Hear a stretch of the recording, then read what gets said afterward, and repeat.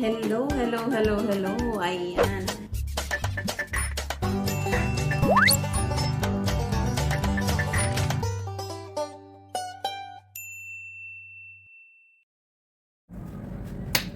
Hello everyone! Magandang araw! Ayan, samahan niyo ako. Magluluto na naman tayo, guys. Ayan, syempre maglalagay tayo ng Philadelphia cream cheese. Ayan, 2 box ang gagamitin natin at 360 grams siya, guys. Ayan, syempre ilalagay natin yan sa malinis na mangkok at lalagyan natin ng cheddar cheese. Ayan, 200 grams lang yung ating kukunin. 500 grams yung laman ng box na yun, guys. So, konti lang ang kukunin natin. Ayan. Paghaluin lang natin yan. Halu-haluin, guys. Siya nga pala, nakuha ko lang itong recipe na to, guys, kay That Appetizing TV. Ayan, gagayahin ko siya para may bago namang recipe. Ayan, guys, at baka sakaling magustuhan ng aming mga alaga, guys. Ayan, so itatry natin. Ilalagay natin siya dito sa slices na zucchini. Ayan siya, guys, oh. So ilalagay natin siya. Ganyan siya, guys. Tapos i-roll natin. Ayan, lagyan muna natin para sabay-sabay na lang yung pag-roll mamaya. Ay, nalaglag siya, guys.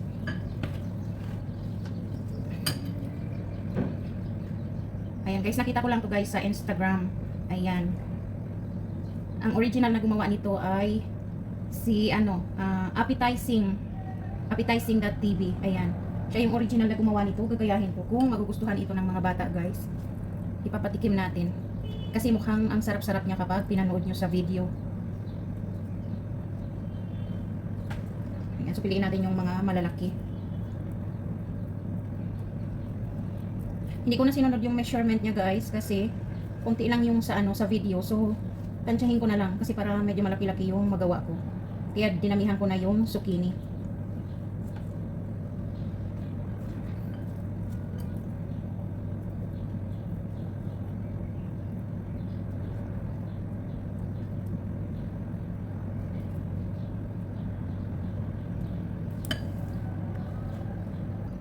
Ayan na, guys, nalagyan na natin ng palaman. So ito yung ilalim niya. Ayan, nilagyan natin ng slices na zucchini. Tapos i-roll natin ito. Ayan, tinawag ko si Budots, guys, kasi bumubuka siya. Ayan, guys, oh, i-roll niyo siyang pabilog. Pag ganyan. Tapos ilalagay natin siya dito. Ayan, papahawakan na natin kay Budots. Hawakan niya muna yan para hindi siya bubukas. So ayan, ituloy-tuloy lang natin, guys, na i-roll hanggang sa mapuno natin yung mga gilid na yan. Ayan. So medyo hawakan mo, Budots. Ayan.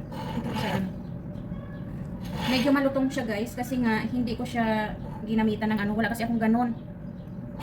Paano hindi nyo makita?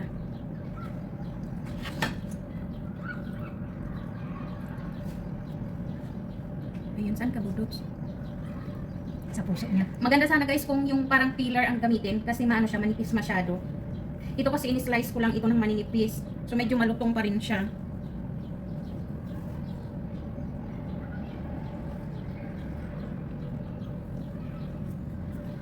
Ayan, maya ipakita ko sa inyo, guys, kapag nailagay na lahat. Ayan.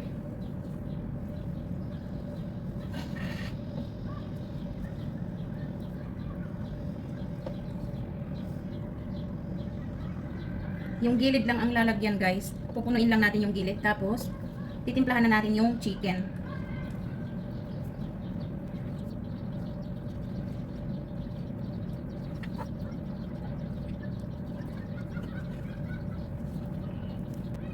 Ayan, guys. So, ito na, guys. Oh, mapupuno na. Pinapahawakan ko kay Budots kasi mag-aano siya, bubukas. Ayan. Mamaya ipakita natin.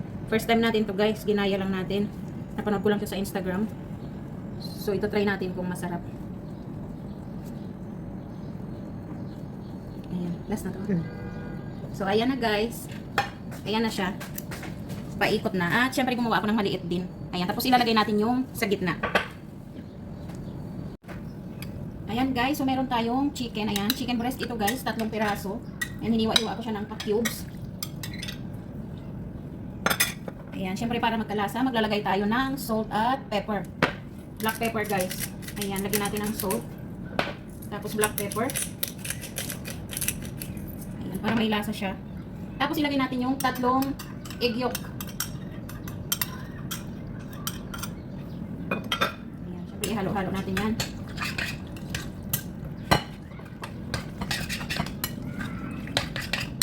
Ayan, so pagkahalo guys, lalagyan natin siya ng Greek yogurt.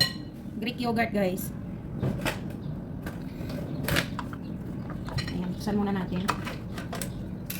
So 150 grams ito. Dadagdagan natin guys, kulang yan. Ayan, ito ang ilalagay natin sa gitna.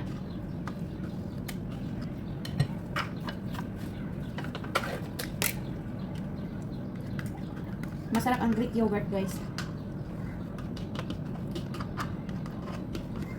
Ayan, kung mga nagda-diet kayo, ito ang kainin nyo. Sabayan nyo ng prutas. Ayan, maganda siyang pang breakfast. Breakfast o kaya dinner, pwede naman.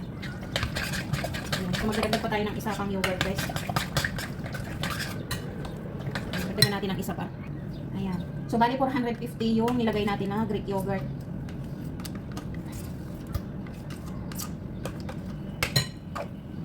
Ayan.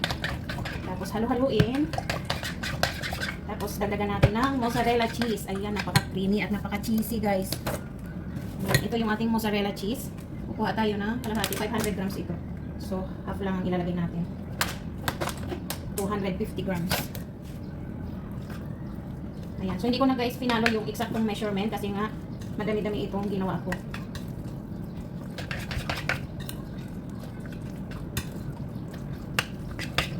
Ayan. So, pwede nyo siyang lagyan ng 450 to 600 grams na yogurt guys.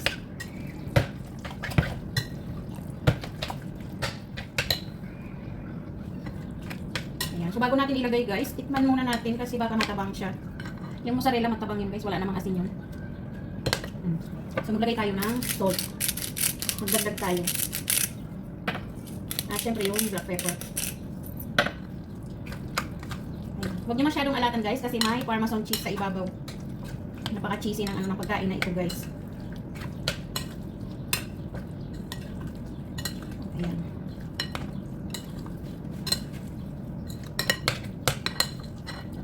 Ayan. So, tikman natin uli.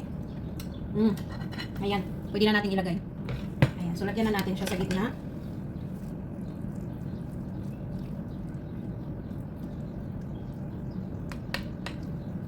Ayan. Siyempre dito yung iba. Ayan. Ito para sa ano ko to guys. Para sa alaga ako to. Sa amo ko to. Tapos ito naman malaki para sa mga bata.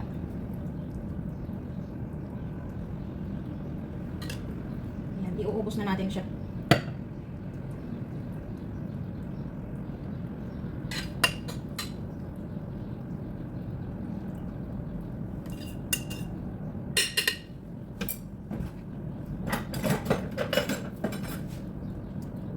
Simutin natin kasi sayang naman.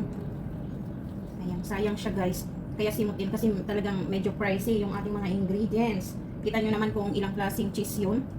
3 klaseng cheese. Ay, hindi pala. Cream cheese, cheddar cheese, tapos mozzarella, parmesan, at meron pa tayong Greek yogurt guys. Ayan, so talagang pricey siya.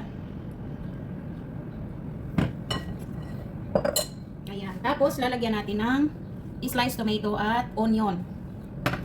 So, ayan. Yung onion rings natin. Lagay natin yan sa ibabaw. So, guys, sana masarap ito, guys. Ang sarap-sarap ng itsura niya nung pinanood ko siya. Kaya, sabi ko gagayahin ko nga para matikman ang aking mga alaga, guys. Baka magustuhan ng mga bata. Ayan.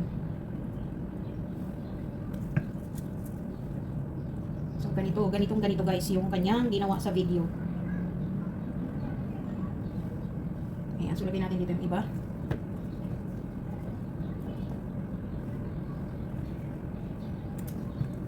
Sana hindi siya matabang guys.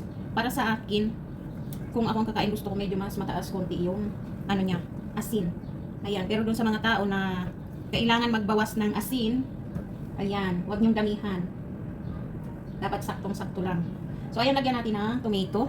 Cherry tomato ang nakalagay doon, guys. Pero, wala tayong cherry tomato. So, ito na lang. Organic siya na, na tomato. Yung maliliit naman siya. Ayan, ipasok natin dyan sa butas. Oh, sakto siya, guys. Pasok na pasok. Ayun. So, dito natin to. Pagkasyahin natin kung ilan lang yung ating nahiwa. Ayan. So, okay na yan. So, ayan guys, ganyan ang itsura niya. Ngayon, lagyan natin ng Parmesan cheese sa ibabaw. Ayan. So, sakto lang siya guys. Kahit hindi masyadong madami yung, yung asin. Dahil meron naman siyang Parmesan cheese. Aalat din siya. Maalat kasi guys ang cheese na ito. Ayan. So, matutunaw na lang yan pag nilagay natin sa oven.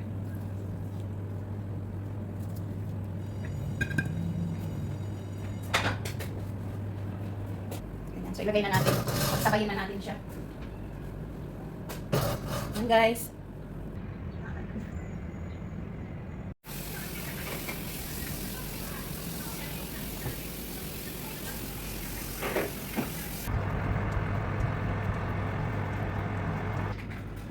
Ayan guys, pwede na to guys. Ayan, may konting sauce siya oh. Pwede na to guys, luto na yan. Tanggalin na natin tapos i-rest nyo lang ng mga ilang minuto bago i-serve. Ito na siya guys.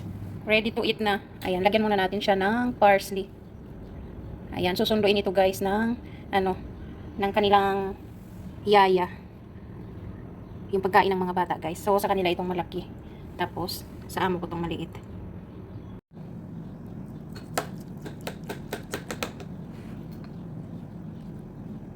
Gusto niya nang sumama.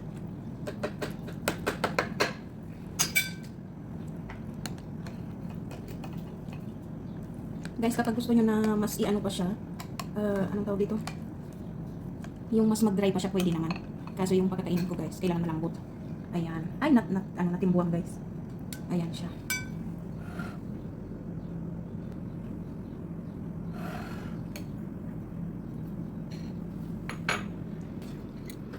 Ayan guys, tinikman na namin. Malinamnam siya guys. Ang linamnam niya. Pero alam niyo pag niluluto niyo siya, nagkakaroon siya ng ng sauce. Parang nagpapawis ba?